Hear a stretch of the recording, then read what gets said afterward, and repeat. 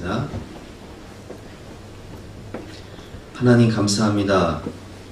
우리가 무엇이간데 삼위일체 하나님이신 예수님께서 그 하늘 보좌를 버리시고 이 땅 가운데 낮고 천한 인간의 몸으로 오셔서 십자가에서 비참하게 처절하게 몸짓기고 피 흘리시며 죽기까지 우리를 사랑하셨습니다. 주님은 그 십자가를 통하여서 우리의 신분을 마귀의 종에서 하나님의 자녀로, 또 죄인에서 의인으로 바꾸셨고 저주에서 축복으로 바꾸어 주셨습니다. 오늘도 우리는 그 주님의 십자가를 바라보며 주님을 사랑하며 하나님의 그 은혜를 사모하며 이렇게 예배를 드립니다. 십자가 보혈로 우리를 정결케 하여 주시고 성령의 음성을 듣게 하시고 하늘의 위로를 받게 하여 주시옵소서. 성령의 말씀을 통하여 소망을 발견하게 하시고 비전을 보게 하시고 하나님의 성령의 능력을 받게 하여 주시옵소서. 아멘. 감사드리며 예수 그리스도 이름으로 기도드렸사옵나이다. 아멘. 오늘 주신 하나님 말씀은 신약성경 사도행전 28장 1절 말씀인데요. 그냥 앞을 보시면 되겠습니다. 사도행전 28장 1절 말씀, 한 절 말씀이니까 제가 읽어보겠습니다. 우리가 구조된 후에 안즉 그 성은 멜리데라 하더라. 아멘. 오늘도 멜리데 섬 2부를 함께 살펴보겠는데요. 오늘 제목은 악을 선으로 바꾸시는 하나님이십니다. 먼저 이 멜리데 섬은 지금 현재는 몰타죠. 몰타 섬의 그 수도인 발레타라는 곳이 있습니다. 그곳을 중심으로 해서 우리가 성지 영상을 함께 살펴보고 그 말씀을 듣도록 하겠습니다. 어디로 가나요? 사실 우리가 이제 이 동양, 네. 동양 이 아시아권에 있어서 이 지중해라든지 네. 또 십자군이나 이런 그 중요한 역사에서 많이 그 멀어져 있는데 네. 그 현장으로 오늘 이 성지가족들을 통해서 가게 되겠는데 오늘은 또 어떤 역사적인 현장을 그렇죠. 보게 되는 건데요. 지도를 한번 이 살펴보겠습니다. 우리가 십자군 전쟁은 많이 알려졌을 네. 거예요. 이 1099년에 네. 유럽의 십자군이 예루살렘을 점령을 하고 네. 나서 당시에 요한의 기사단이라고 하는 이제 그 십자군을 보조할 수 있는 여러 기사단 중에 하나가 네. 의료 기사단인데 의료 기사단. 예, 그 의료 기사단이 이 1200년경에 이 아랍 이 십자군을 몰아내면서 네. 여기에서 쫓겨나면서 이 사이프러스 쪽 구브로 섬이죠. 여기를 거쳐서 로도 섬에 요한의 기사단이 정착을 해요. 이곳까지 밀려오게 된 거네요. 네. 네. 그리고 나서 다시 이제 이 멜리데까지 오는데 네. 사실 오스만의 이 제국이 지중해 패권을 두고 네. 이 동지중해에 아주 맹활약을 하고 있는 로도스 섬에 네. 요한의 기사단, 이슬람의 오스만이라면 기독교의 요한의 기사단. 네. 사실 이게 종교와 종교의 대결도 되고 얼마나 이것이 중요했는지 오스만이 10만의 해군을 동원을 해서 몇 천도 안 되는 이 요한의 기사단을 6개월 동안 이 로도스 섬을 포위한 끝에 쫓겨냅니다. 네, 그만큼 얼마 안 되는 수를 이렇게 이기려고 10만을 보낼 정도로 그렇죠. 굉장히 중요한 어떻게 해서 거잖아요. 없애야 됐었고 네. 이 지중해의 이 장악권을 위해서 네. 그런데 여러 해 동안 이곳저곳을 방황하다가 드디어 멜리데 섬에 다시 이 요한의 기사단이 정착을 합니다. 네. 이 멜리데 섬은 우리에게 이 사도 바울이 그렇죠. 이제 파손되면서 한 곳이지만 또 하나의 역사가 바로 이곳에 있던 그 요한의 기사단을 다시 한번 재차 이제 그게 바로 예루살렘의 성을 축조한 순례만 대제때 일어납니다. 그러니까 1522년에 로도스를 공략을 하고 쫓겨난 다시 이곳까지 밀려왔는데 1560년에 다시 여기를 공략을 하는데 1565년이죠. 네. 그런데 이 요한의 기사단이 당시에 이제 그 유럽의 기독교를 대표한 연합 함선이라면 네. 이슬람의 이 오스만 제국이 다시 이곳에 당시 요한의 기사단이 700명밖에 안 됐대요. 얼마 남지 않았네요. 그런데 이곳에 네. 3만 명의 대군을 보내고 네. 사실 이 전투에서 28일 동안 공격을 계속 당하면서도 네. 700의 요한의 기사들이 전원 죽어가면서까지 살아남은 사람이 없대요. 몇 명이 이제 이 바다에 뛰어들어서 이제 네. 9명이 넘어가긴 했지만은 네. 전원이 죽으면서까지 끝내 이 공방을 지켜내면서 후에 스페인에 이제 해군이 오면서 네. 오스만이 네. 상대도 안 됐던 이 요한의 기사단에게 패배합니다. 이후에 네. 이 말타의 이 공방전은 전 유럽에서 이보다 더 중요한 전쟁이 없었다 할 정도로 네.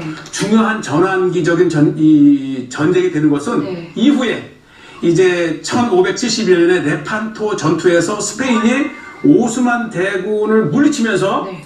지중해의 네. 대세가 유럽 기독교로 기우는 아주 중요한 전쟁이 네. 일어났던 것이 바로 이 말타섬인데요. 말타섬. 멜리데에. 그렇죠, 멜리데. 우리가 지난주에는 여기 이제 우리 계속 바울의 섬이라든지 그렇죠. 바울의 마을 보여드렸는데 바로 이 발레타 항구가 이 그림에서도 보시다시피 네. 이 항구로 들어가는 이 그러네요. 바로 정면에 엘모 성체라고 하는 곳이 그 전쟁의 현장입니다. 아, 그렇군요. 네.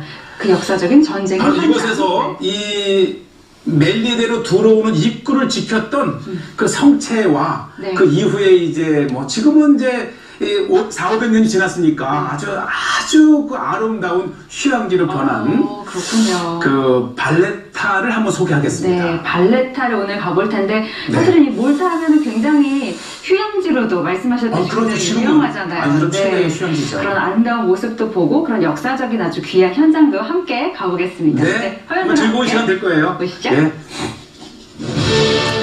자, 이 지중해는 정말 눈이 신이 들어 푸른 특징이에요. 얼마나 바다도 맑고 아름답고 네. 수많은 영화 제작의 현장이라고도 제가 그럴 말씀드렸는데 수밖에 없을 것 같아요. 네, 바로 요 성체하고 유명한 엘모 성체죠. 엘모 성체. 예. 바로 그 전투가 일어났던. 네, 1555년에도 있었고 1565년에 그 현장인데 이게 위에서 보면 별 모양을 하고 있고요. 아, 위에서 보면. 바로 요 작은 성체가 네, 유럽 전역을 뒤흔든 그러네요. 이 오스만 대군을 막아낸 그런 현장인데요. 얼마나 견고하고 장렬하게 이 오스만 터키에 대항에서 싸웠는지 그 현장을 한번 보겠습니다. 나와다치고 이제 또 하나의 보루인데 제가 위쪽으로 올라와서 본 모습들이에요. 네, 야, 근데 요새라고 하기에는 굉장히 견고하고 또 아름답기도 하고. 그렇죠. 사실 이 견고하면서도 이 전쟁터이기도 하지만은 이 굉장히 아름다워요. 네. 그래서 지금은 이제 유럽 최대의 휴양지 중에 하나고, 네. 자 이렇게 해서 이제 이 엘모 성체를 뒤쪽으로 보면 이것이 그 유명한 발레타입니다. 발레타.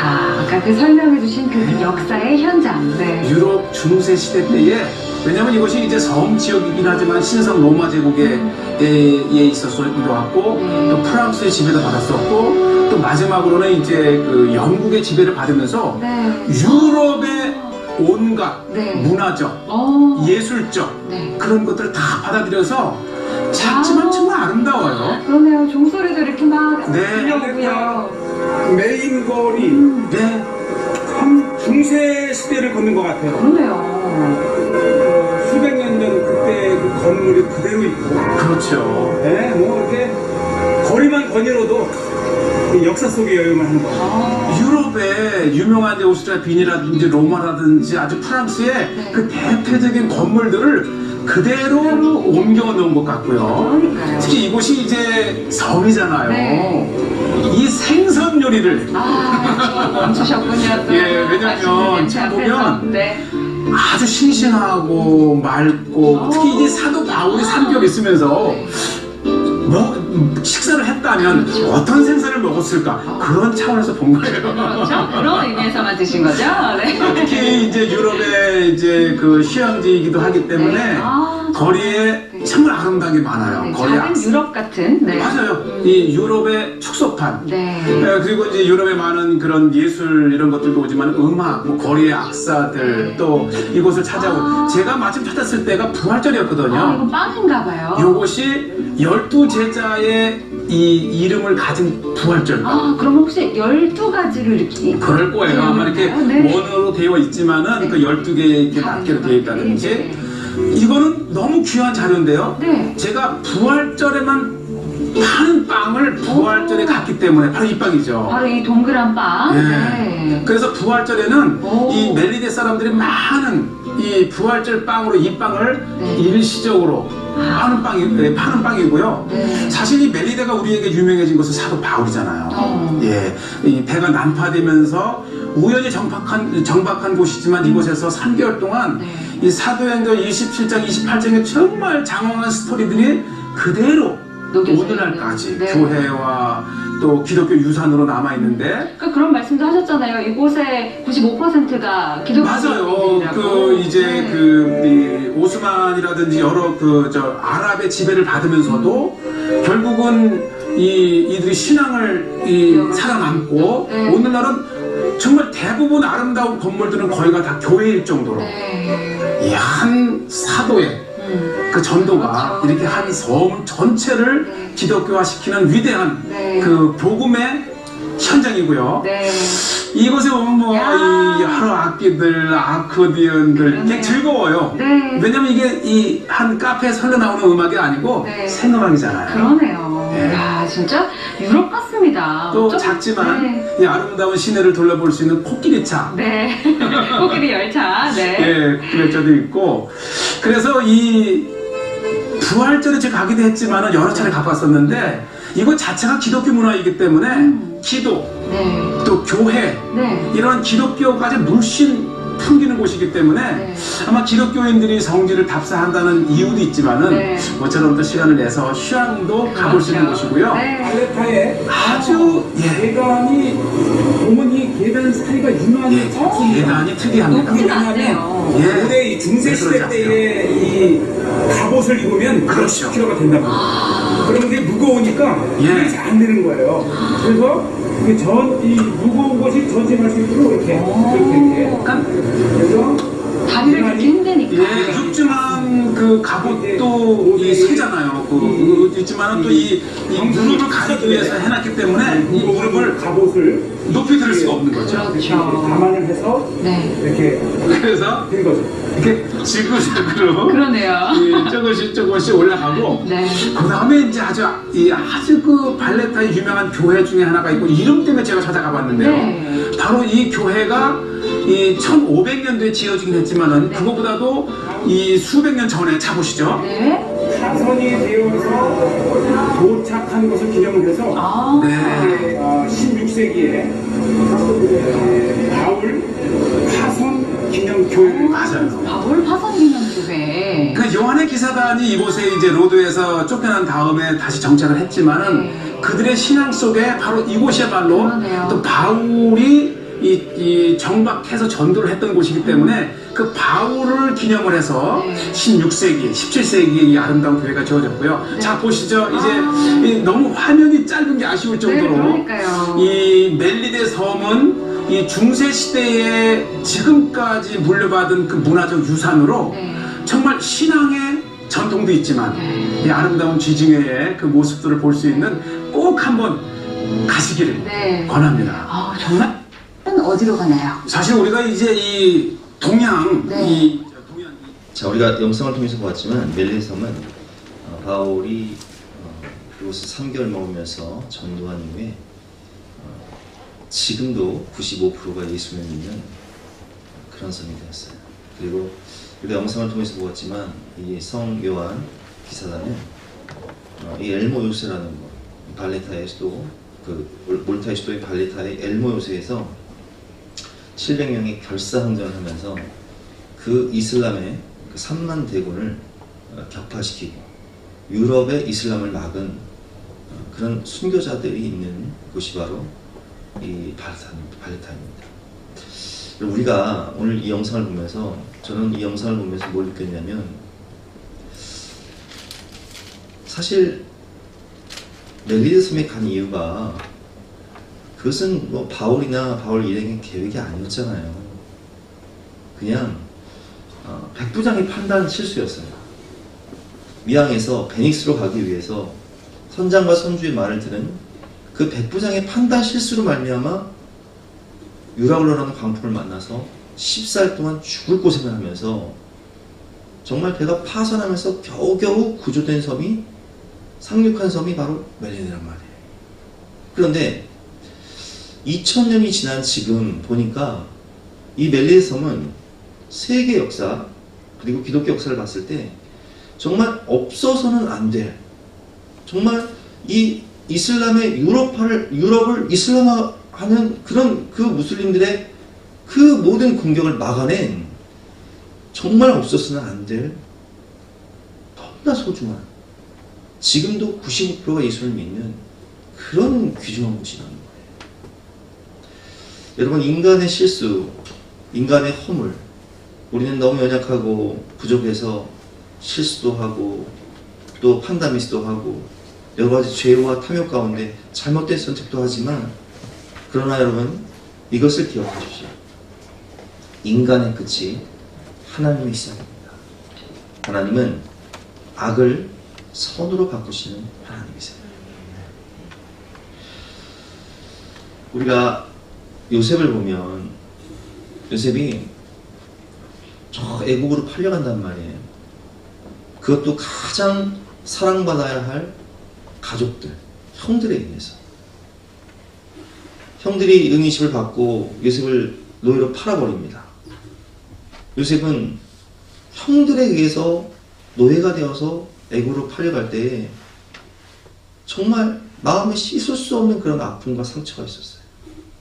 형들의 시기와 또 분노와 질투를 통하여서 가장 사랑받아야 할 가족에 의해서 애국으로 팔려간 요셉. 거기서 노예가 되고 또 억울한 누명을 쓰고 죄수가 되기도 하지만, 요셉이 그 형들을 이제 총리가 되어서 만났을 때 그는 요셉이 형들에게 이런 고백을 합니다. 이제 아버지 야곱이 이제 세상을 떠나고 형들이 두려움 가운데 요셉이 혹시라도 자신들을 해하지 않을까 두려워하고 있을 때 창세기 45장을 보면 이렇게 읽어보겠습니다. 당신들이 나를 이곳에 팔았다고 해서 근심하지 마소서, 한탄하지 마소서. 하나님이 생명을 구원하시려고 나를 당신들보다 먼저 보내셨나이다.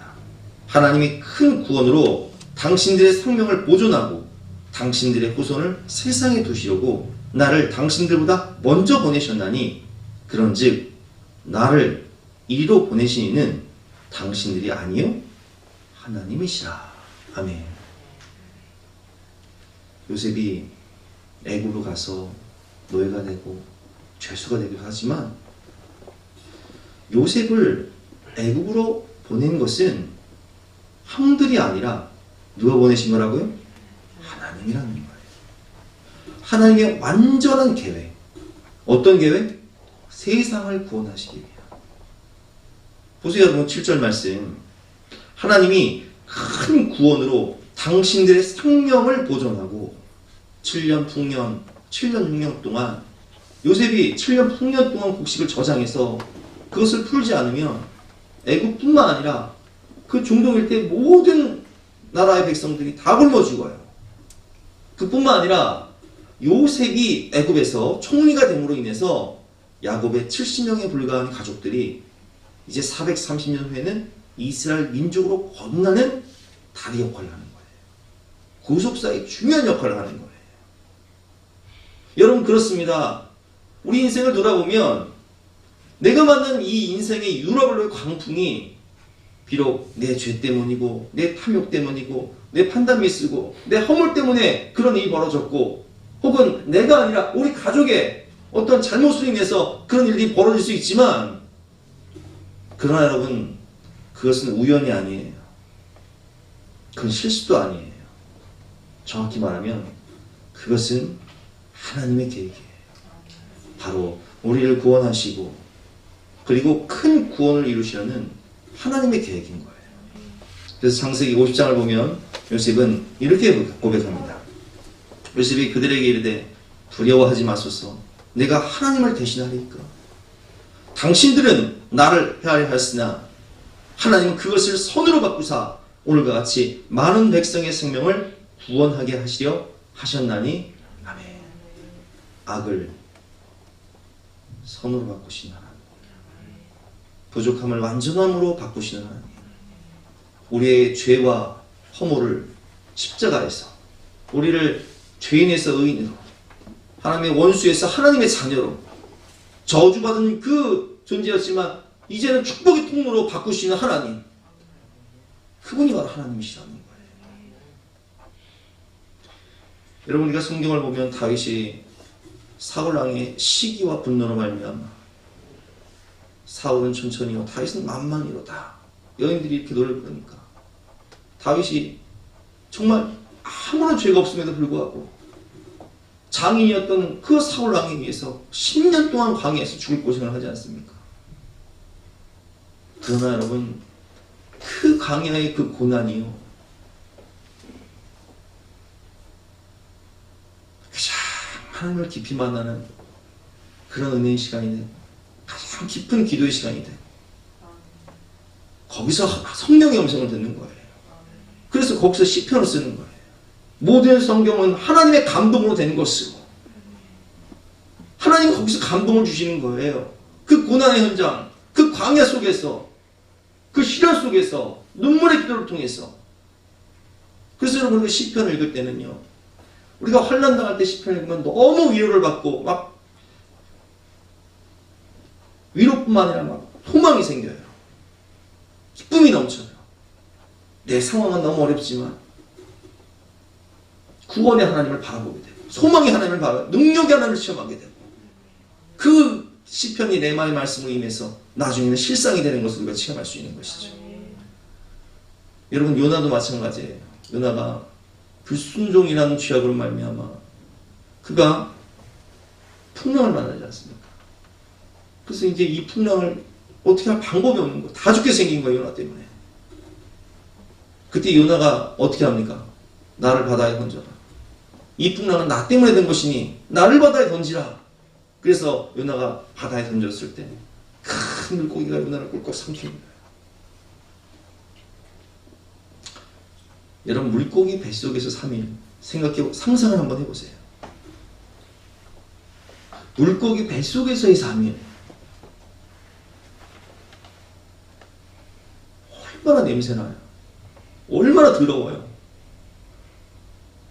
냄새나고 더러운 게 문제가 아니라 지금 요나는요, 바다 깊은 곳까지, 인생의 바닥을 치는데 어디까지 내려갔다고요? 바다 깊은 곳까지. 그래서 성경을 보면요, 요나가 그 물고기 뱃속에서 기도를 하면서 내가 어디까지 내려갔냐, 내가 산의 뿌리까지 내려갔다 표현을 해요. 그런데요, 요나서 2장을 보면 요나의 기도를 한번 보세요, 여러분. 요나가 물고기 뱃속에서 그의 하나님 여호와께 기도하여 이르되 내가 받는 고난으로 말미암아 여호와께 불러 아뢰었나이다. 주께서 내게 대답하셨고 내가 스올의 뱃속에서 부르짖었더니 주께서 내 음성을 들으셨나이다. 주께서 나를 깊음 속 바다 가운데서 던지셨으므로 큰 물이 나를 덮었고 주의 파도와 큰 물결이 다 내 위에 넘쳤나이다. 내가 말하기를 내가 주의 목전에서 쫓겨났을지라도 다시 주의 성전을 바라보겠나이다 하였나이다. 물이 나를 영혼까지 둘러싸우며 기쁨이 나를 애워싸고 바다불이 내 머리를 감쌌나이다. 내가 산의 뿌리까지 내려갔사오며 땅이 그 빗장으로 나를 오래도록 막았사오나 나의 하나님 여호와여 주께서 내 영혼을 구덩이에서 건지셨나이다. 여러분 보세요. 이것은 요나가 지금 뭐라고 기도해요? 주께서 내 영혼을 어떻게 하셨다고요?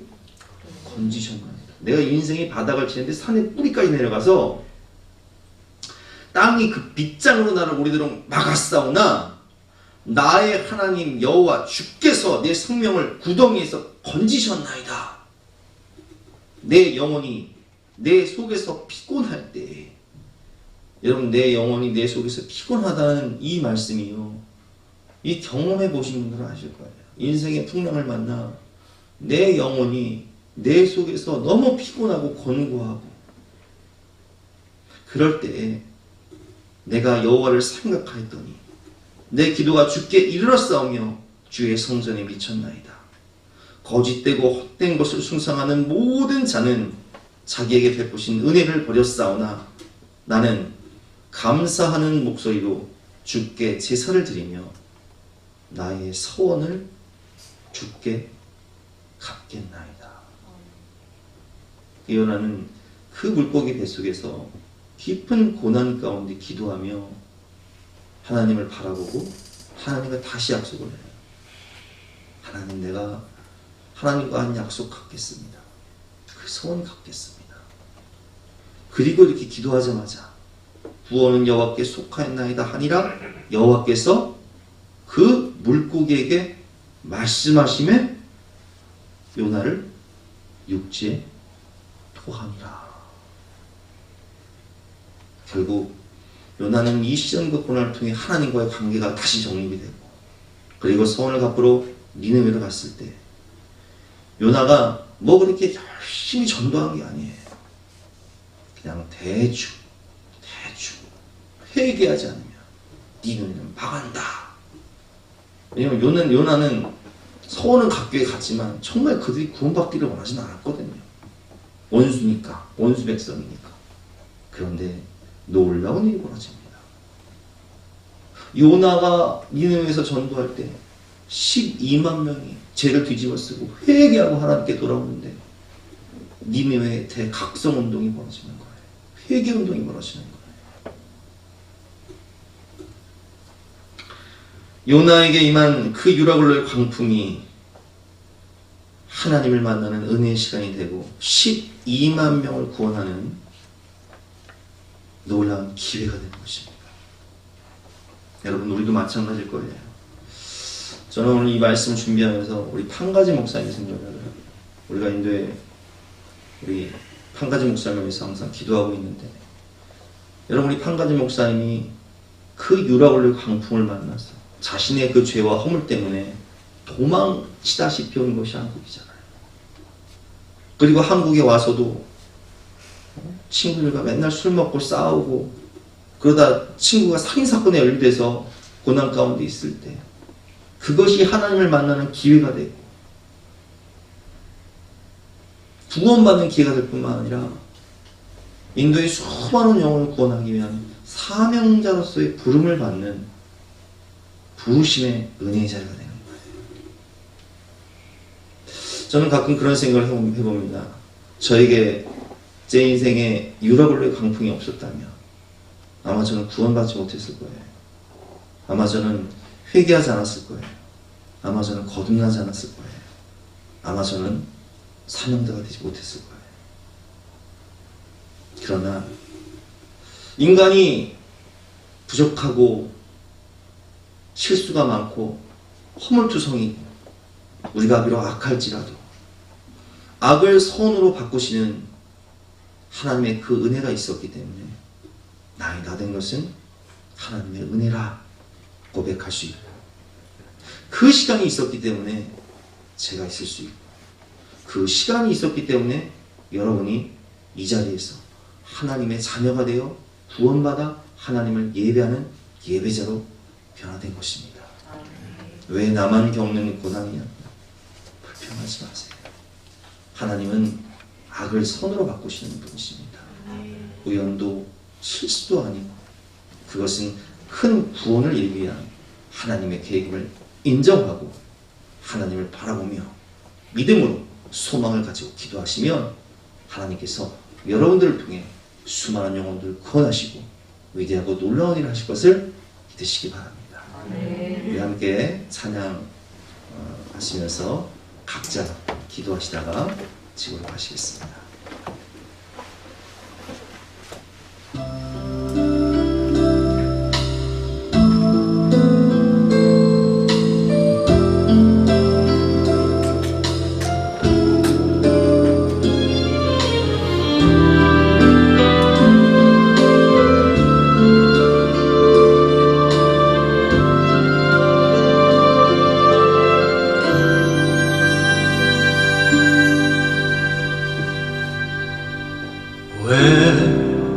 나만 겪는 고난이냐고 불평하지 마세요. 고난의 뒤편에 있는 주님이 주실 축복 미리 보면서 감사하세요. 너무 견디기 힘든 지금 이 순간에도 주님이 일하고 계시잖아요. 남들은 지쳐 앉아있을지라도 당신만은 일어서세요. 힘을 내세요. 힘을 내세요. 주님이 손잡고 계시잖아요. 주님이 나와 함께함을 믿는다면 어떤 역경도 이길 수 있잖아요.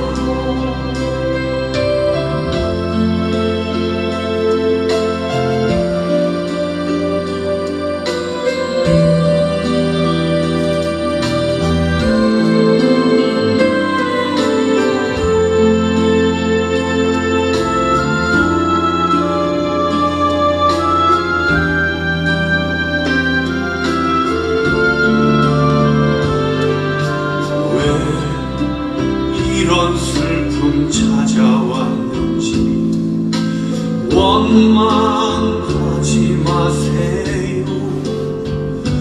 당신이 잃은 것보다 주님께 받은 은혜 더욱 많음에 감사하세요. 너무 견디기 힘든 지금 이 순간에도 주님이 일하고 계시잖아요. 남들은 지쳐 앉아있을지라도 당신만은 일어서세요. 힘을 내세요. 힘을 내세요. 주님이 손잡고 계시잖아요.